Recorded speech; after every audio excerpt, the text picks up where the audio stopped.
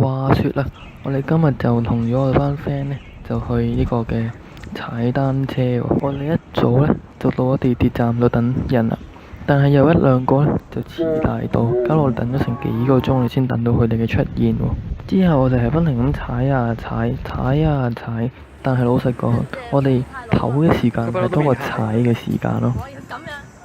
我哋繼續踩，踩到去呢個大美督附近，我哋就揾咗間嘢嚟食豆腐花。但係我哋食住下隻蜜蜂飛咗我哋碗豆腐花裏邊，之後我哋熱嗰碗豆腐花就冇得食啦。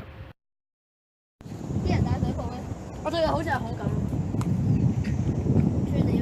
當我哋返緊去嘅途中，我哋有一兩個茂利係離咗隊喎。咁之後我哋就好有義氣咁返返去揾佢哋啦。就係因為揾佢哋，我哋用咗雙倍嘅時間去呢個嘅大埔度玩車，結果我哋係罰咗呢個數係大過我哋去租車嘅費用。好啦，呢個就係一日踩單車嘅行程。